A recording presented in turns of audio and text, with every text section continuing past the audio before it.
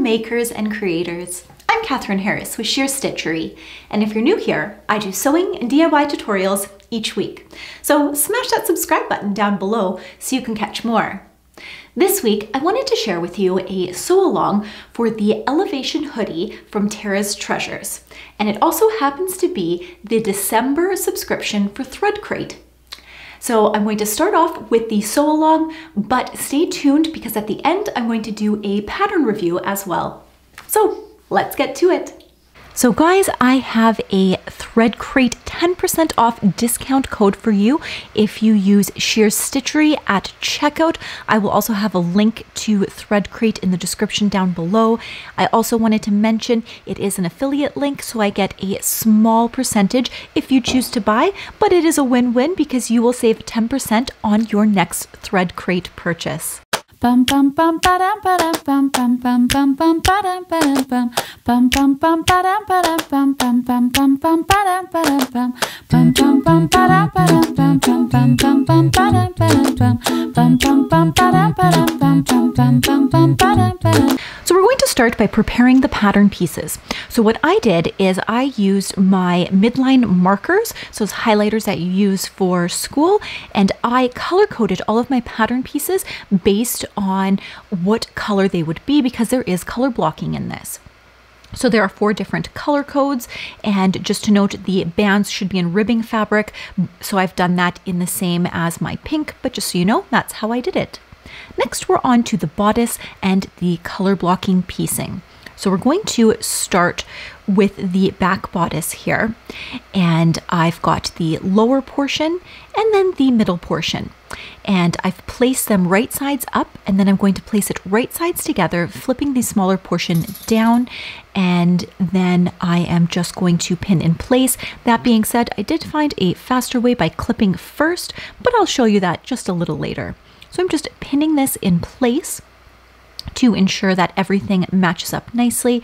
And as I was pinning, I realized that if I clip it now, it's going to give that stretch and that ease to be able to fit to the convex and the concave point of this triangle. Because we are not putting the seams together that are going in the same direction, they're actually in the opposite. We need to create that little area of ease to be able to do that. Don't stretch it. You'll get more of a U than a V point. So once it's all pinned, we are then going to stitch it. So you're going to stitch from one side towards the middle and then flip it and do it to the other side towards the middle.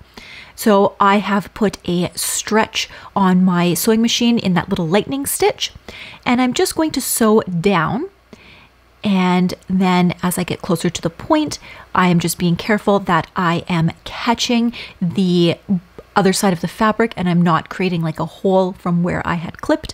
Now I flipped it over to the other side and I'm starting from the edge and I'm going towards the middle. And I'm just going to stitch down here, just removing the pins as I go. And you can see on this side, because we've got the pink, it's much easier to see where that gap is. So once it's all stitched, now we can take it to the serger and you're going to serge in the exact same way. And you're going to stitch from one end towards the middle point and then from the other end towards the middle point. Now, if you don't have a serger, you don't necessarily need to finish your edges because French terry doesn't fray.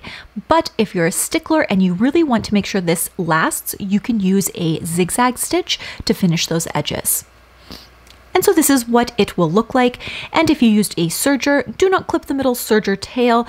I'm sure a lot of you know this, but if you're new, you want to bury those threads. So you're going to thread a darning needle or a needle that has a larger eye. And I find holding all the threads in the bottom of between my finger and my thumb, and then just putting the needle through those threads is the easiest way to thread it. And then you're just going to carry those stitches through that seam allowance and then clip the edges. That way it's not going to unravel on you and it's nice and seamless. So you're going to do that step for any time that you have a circle for the sergers. I'm not going to show it, but just so you know. Next, we are going to press the seams down towards the bottom of the garment. And I'm using just a little bit of steam on here to get it to sit nicely. And you might want to take it to the front and do a quick press as well on the front if you like.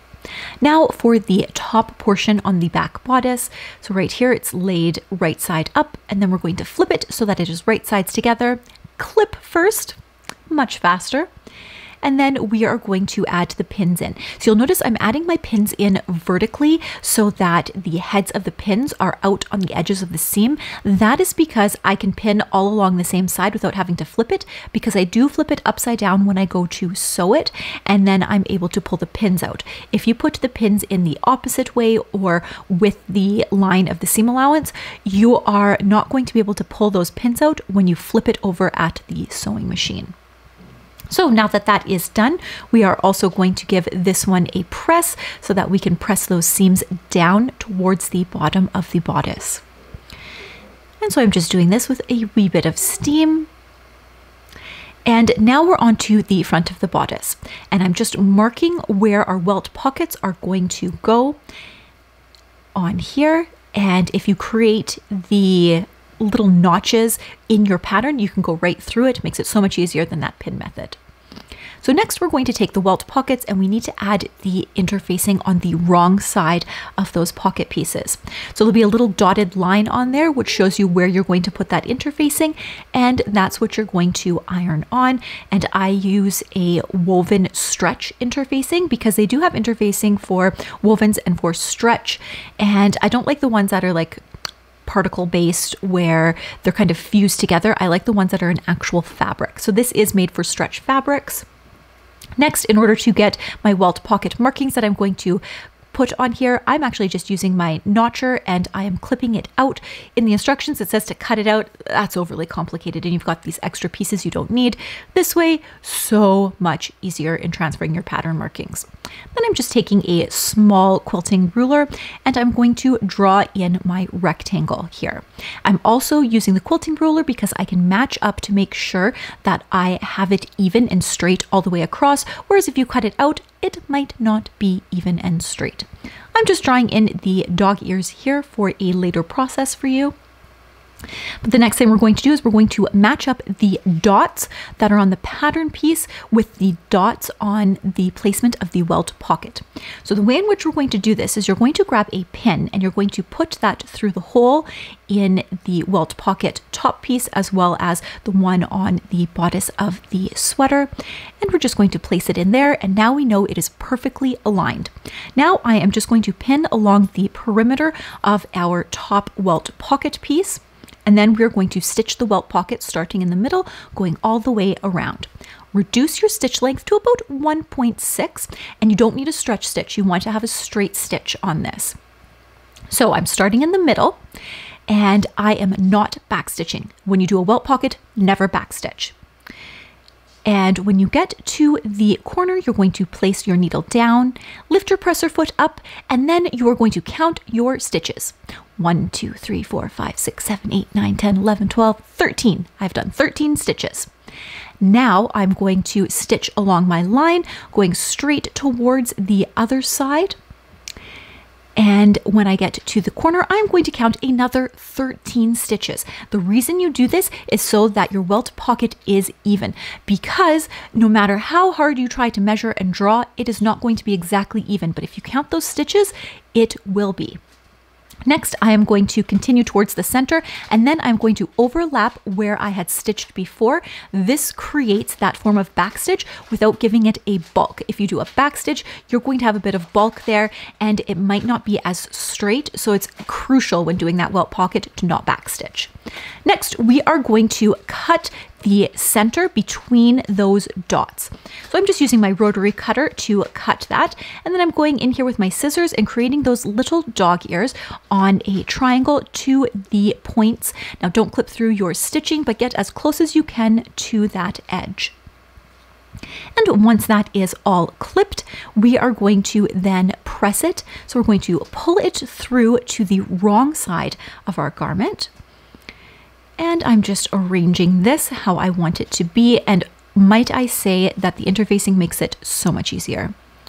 And then we're going to press it using a little bit of steam, and I'm just going to adjust the other side of the pocket here because when I pressed it, it wasn't lined up because I was lining up just the one edge. And get these pockets as square as you can in this pressing phase.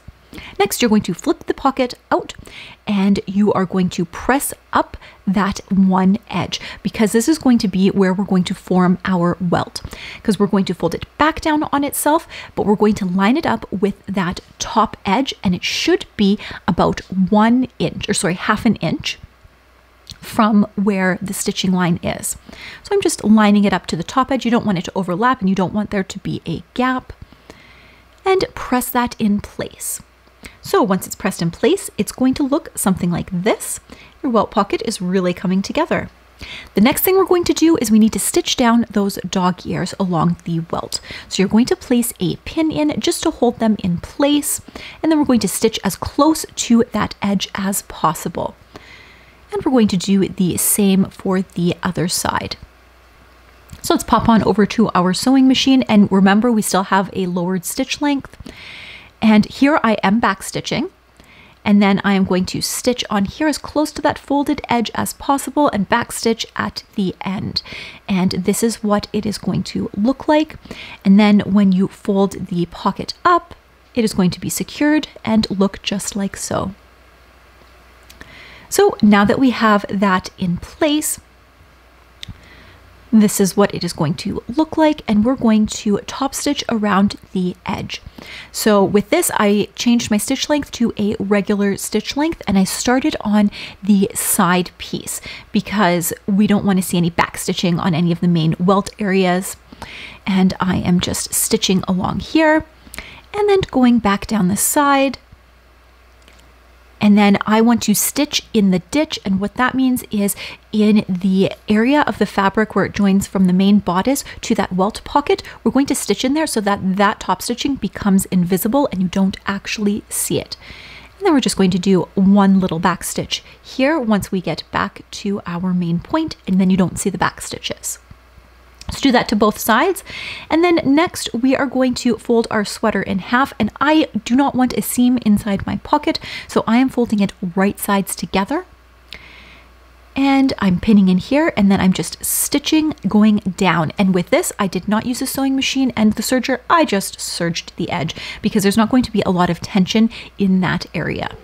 So this is what it is going to look like now. And if you want, you can give it a press to make it nice and flat.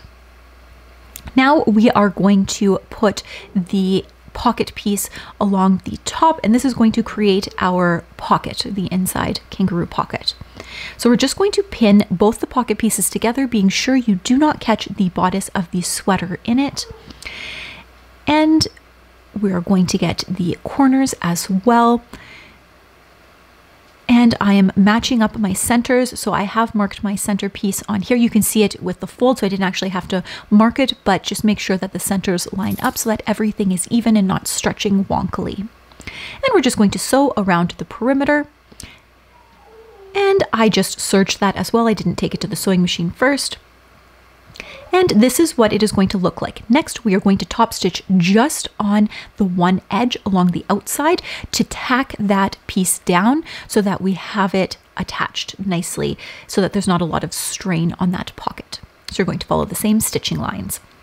Next, we are going to put in our color blocking V's, and we're going to do that the exact same way that we did the back bodice. We're going to clip the center, pin the center, and then we're going to pin out towards the edges, and then we are going to stitch that going from one end, flipping it, and then going from the other end towards the centers, and then serging them or finish the edges as you see fit. And then once that is done, we have our last piece, the top piece, and we're going to do it the exact same way. Now I know these steps are quite repetitive, but I know that this is an area that might be a bit tricky with this pattern, so I wanted to continue to show it so that you guys have a lot of opportunity to see exactly what I am doing when I'm putting them together. So from one end to the center, flip it, and then from the other end to the center.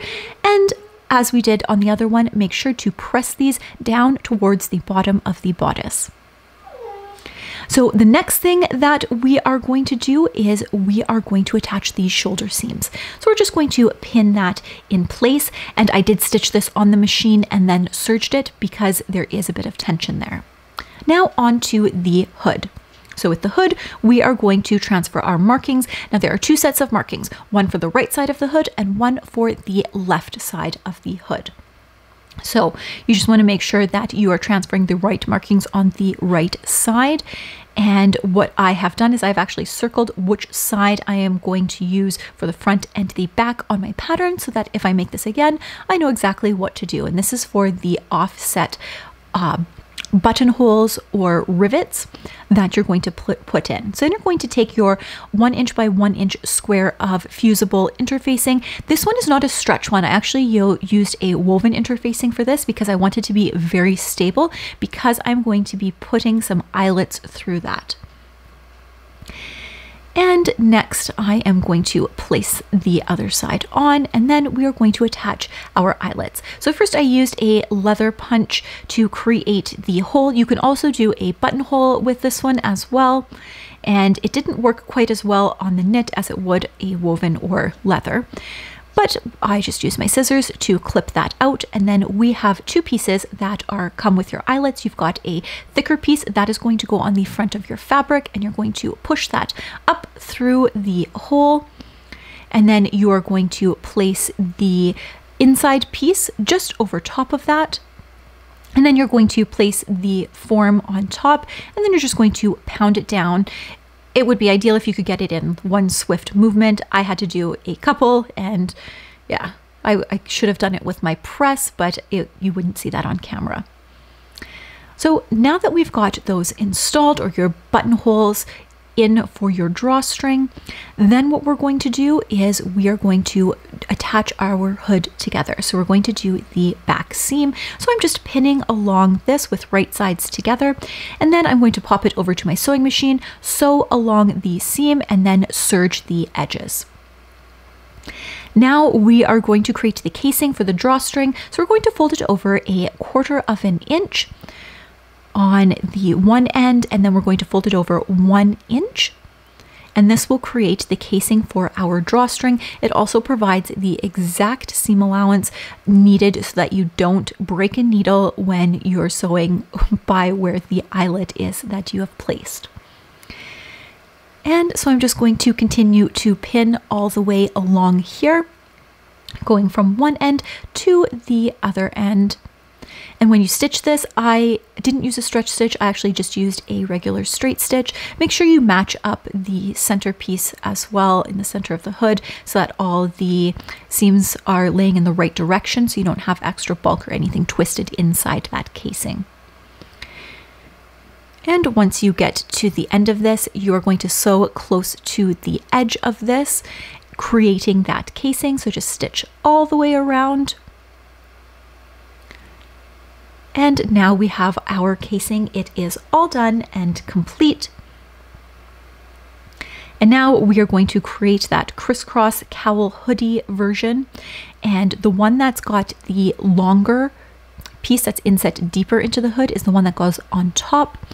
And then we are going to match up the notches, and we're going to baste this in place. Now that's not in the instructions, but it is something that will make the next step much easier. So pin that crisscross in place and baste within the seam allowance. And now we are going to get our bodice pieces, and we're going to attach the hood to the bodice.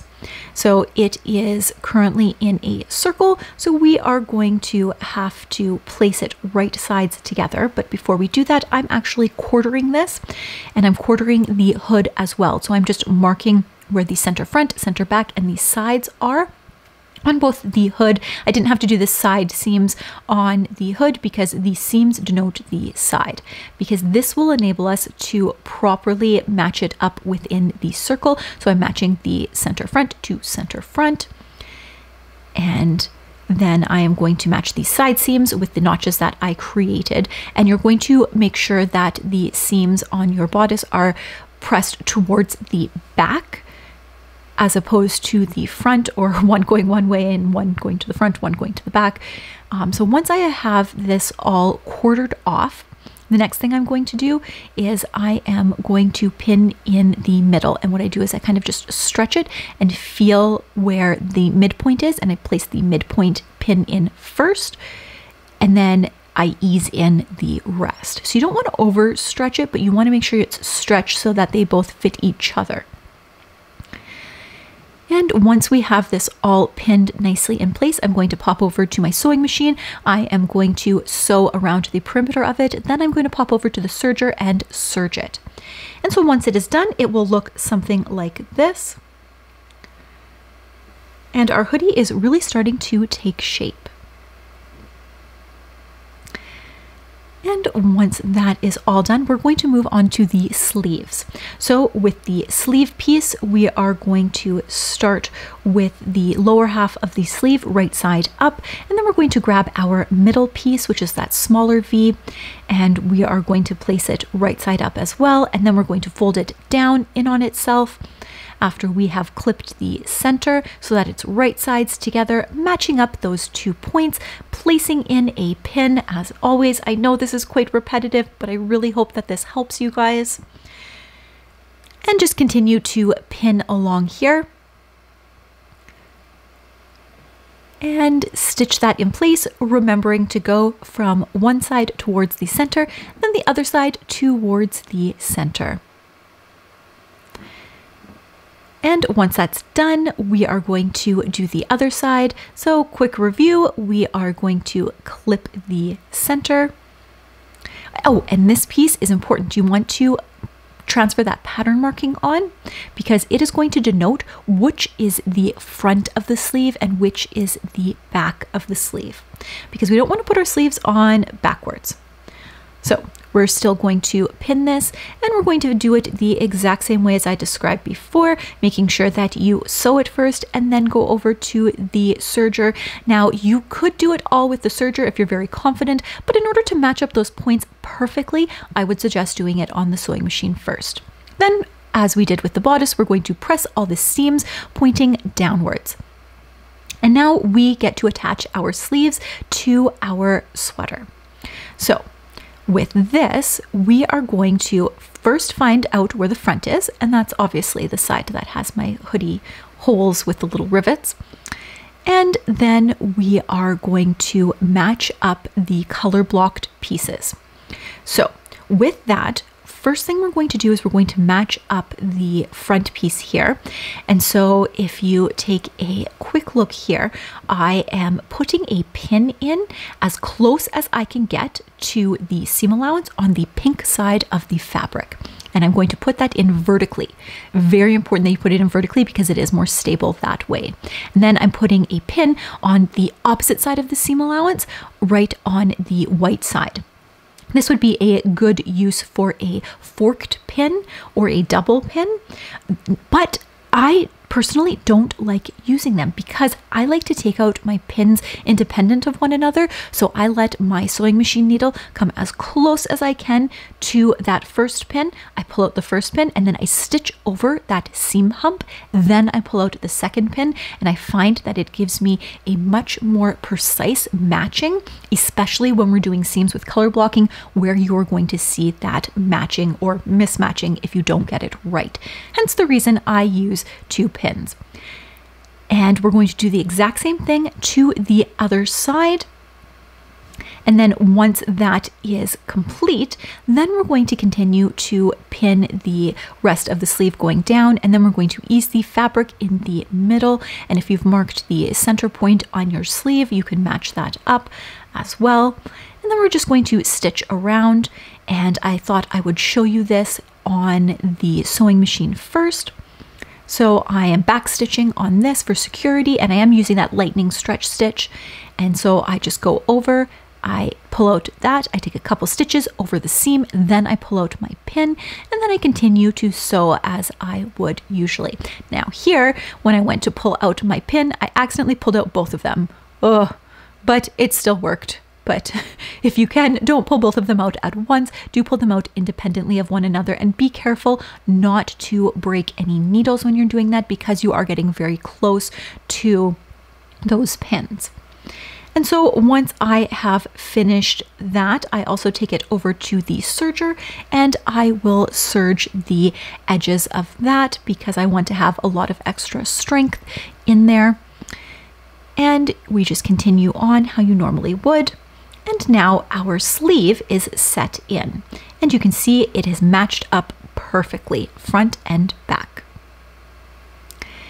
Now the next part that we are going to do is we are going to do the side seams of the bodice as well as on the sleeves to actually create the shape of our jumper. So the first thing you're going to do is you're going to match up that underarm seam, and you're going to make sure both of those seams are pressed pointing towards the bottom of the sweater and away from the sleeve. And then I'm just going to pin going all the way down the bottom as well as along the sleeve. And then we're just going to stitch that over at the machine and then take it to our serger and serge the edges. And once it is done, it should look a little something like this, and we can flip it right side out and it will look like this. And that color blocking is really coming together, and I'm thinking it looks so cute. Now next we are going to do the cuffs. So you are going to flip the cuffs so that the two short ends are together, and then you're going to stitch. And I did not serge this because you want it to lay flat with the cuff, and there's going to be a lot of layers. So I just stitched it with my machine, and then I'm going to press it flat. And then once that is done, you're going to fold it so that right sides are together. And this is creating your cuff. And next you are going to match up the tops and then give it a nice good press so that it's easier to install on the sleeve. So next you're going to get your sleeve, and you're going to look at the underside of the sleeve where you have the seam, and you're going to match up the cuff with the seams because you want those to match. And then you are going to pin it the same way we did the color blocking, pinning on one side of the seam and then on the other side of the seam.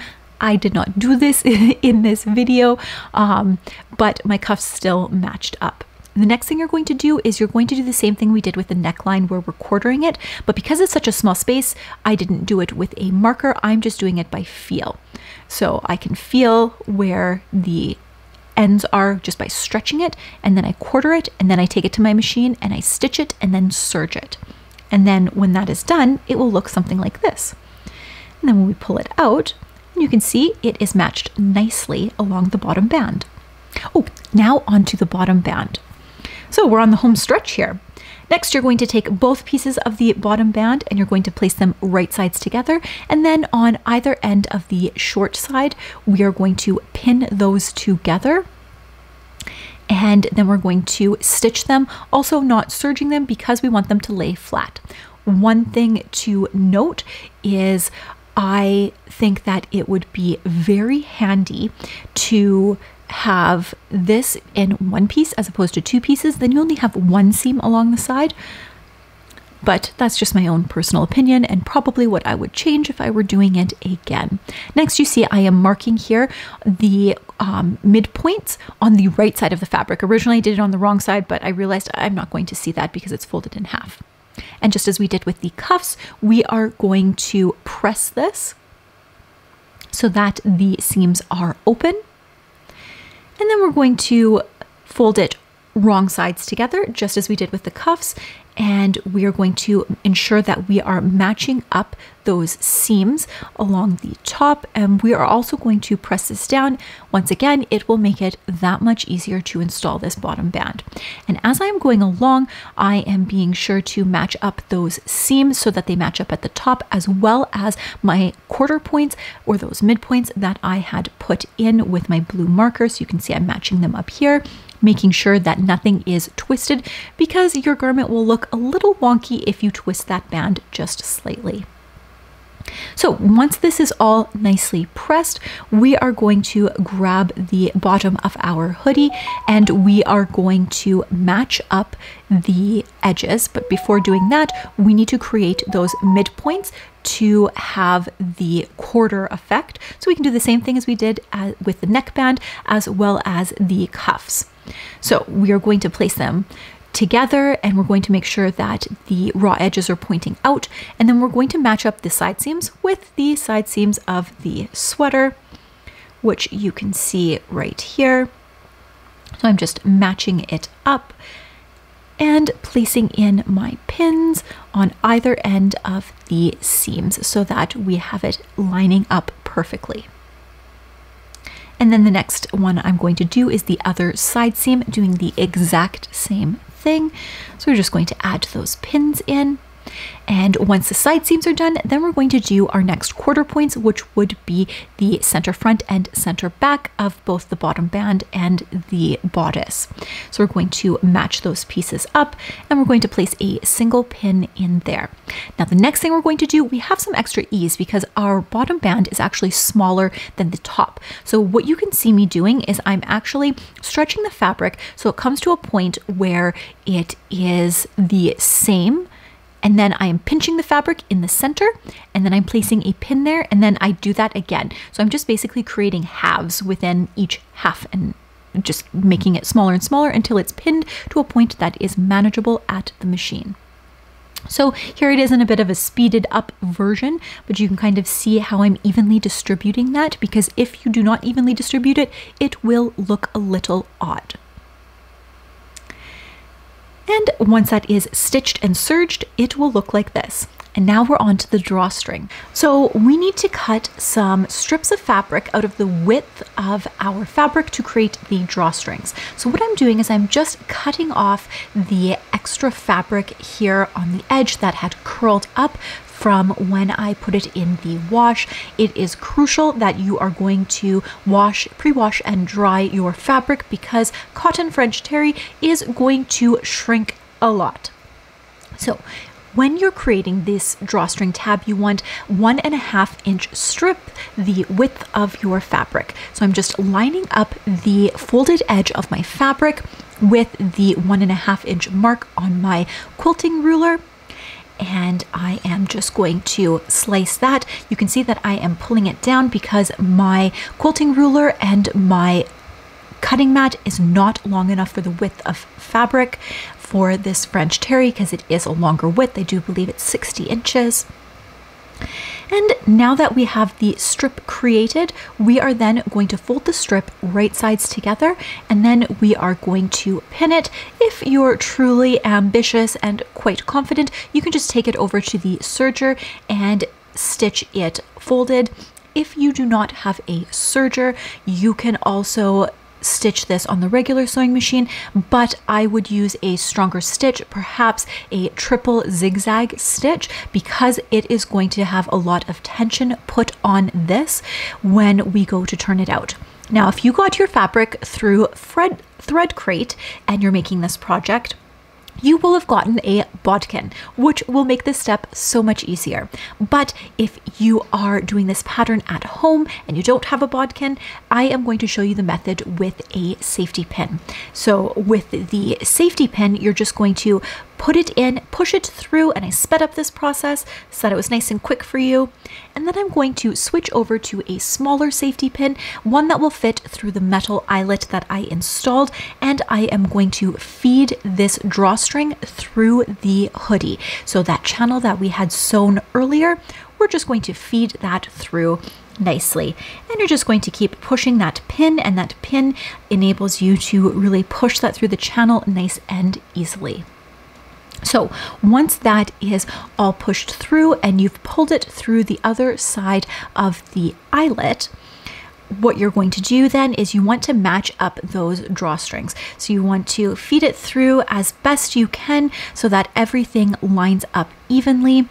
And the next thing that you're going to do is lay your hoodie out, and we are going to tie the ends so that they don't poke through those eyelets. So I'm just going to tie one little knot here, and then I am going to measure on the other side. I'm just pulling my hood, stretching it nicely to make sure that it isn't all bunched up on the inside, and then I am going to tie the final knot around the same spot as the other side.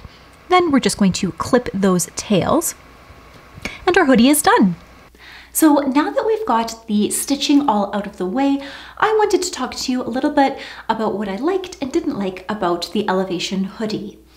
Now, this hoodie comes with two views. So I made the view that has the hood top, but it does have a cowl top as well. And there are options to have a thumb hole put on the cuffs of the sleeve.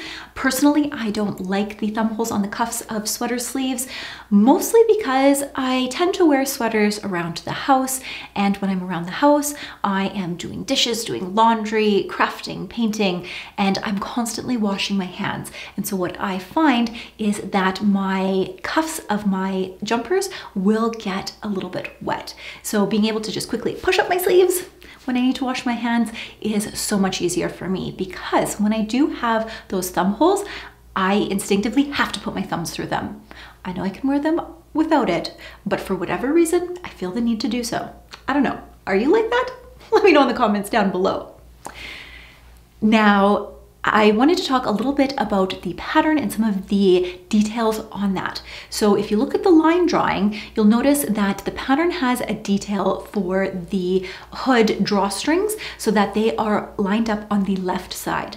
Now, I had forgotten about that because I had read the pattern a little earlier and I didn't get to actually receiving the fabric until just recently. I've whipped this up for you guys like 3 days after I received this fabric. So I wanted to get it out to you so that if you were following along with Thread Crate, that you could make it as well. And I think that I would not have offset them so that they lined up on the one side if I were to make it again. I think I would have them even, just because I am a stickler for having things symmetrical and I do quite like the symmetry of that. And when I pull on this side, I almost want to have something here, but they're both on this side. So it's just my own personal preference. Now, in terms of the directions on how to install things, I think they are pretty well explained. They do include a link if you haven't sewn any sort of color blocking pieces that match up to get these V's. Now, I hope I did a good tutorial on how to do that in the prior instruction there. If you still have questions, do let me know. It's a lot of fun to do the color blocking, and doing it possibly in 3 different colors would be fun. And as I was stitching it up, I got to thinking that I wished I would have made my whole top white and just this lower half pink. I think that that would have looked really sharp, but hindsight is 20/20. One thing that I will mention that I am not a fan of is the fact that this sweater is incredibly long. And when I say long, I mean it could possibly be a dress long. And it's something that I do not like at all. And I am 5'5½", so I'm not terribly short, but I'm also not terribly tall. And usually most patterns fit me quite well in terms of their length. And I find this one ridiculously long, especially because when I do have sweaters, I prefer mine to be a unisex style, which is a little bit a looser fit and a little bit more baggy and ending at about the hips, maybe slightly lower. If it's not like that, or even if it is a bit more baggy and boxy, I also like a cropped version, which is really in, especially when you've got some of your paired with your high-waisted pants. And I find this is just, it's form-fitting all the way down, and it reminds me almost of a bodycon dress, but in a hoodie version, which I'm not digging. And it's very difficult to go back and adjust this pattern to make it shorter because of where the pockets are placed. Now, I love these welt pockets, and it is a genius idea. As opposed to having the big kangaroo pocket in the front, you've got some classy welt pockets on the side. They fit your phone quite nicely, but now, because I have those slits in there, I can't shorten it. So before you make it, I would suggest doing it up in a stretch muslin so that you know exactly how long you want it to be, because I would probably take off, about yay much off this hoodie. The arms are also a little long. My fingertips just kind of come through on the end, which I don't mind because it reminds me of wearing my husband's sweaters, because I am always stealing his sweaters, especially those merino wool sweaters. They're so cozy. And I love wearing those nice big baggy sweaters around the house, and when they are long and floppy, I like it.